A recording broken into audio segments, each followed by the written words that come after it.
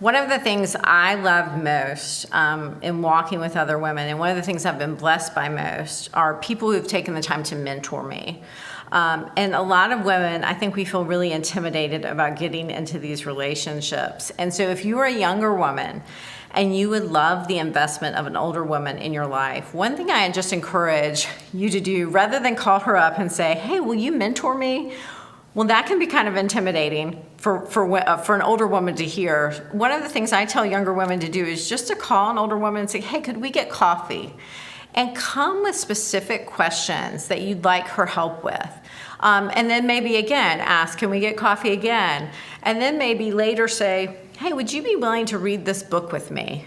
And that way you're initiating this mentoring program or mentoring process with her without even necessarily calling it that, which I think for some of us can feel really intimidating because people can say, what does she exactly want me to do with her when she wants me to mentor her?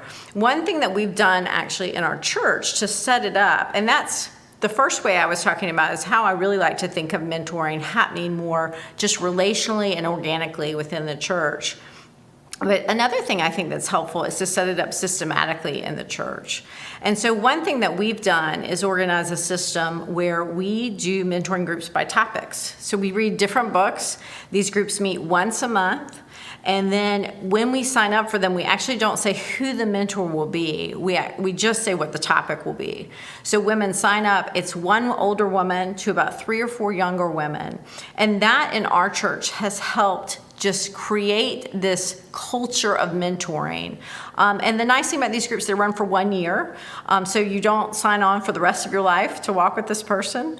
But it's a great way to build relationships with just a small number of people that are geared on how I need to grow in Christ more. So some of the topics might be prayer, they might be Bible reading, they might be the concept of waiting or loneliness, and it allows for situations where we can just mentor one-on-one or one on a few women, and they're great encouragement. So if you're looking for an older woman to mentor you, or if you are looking to mentor younger women, I just encourage you to do it because it's a blessing in the church when we care for one another in this way.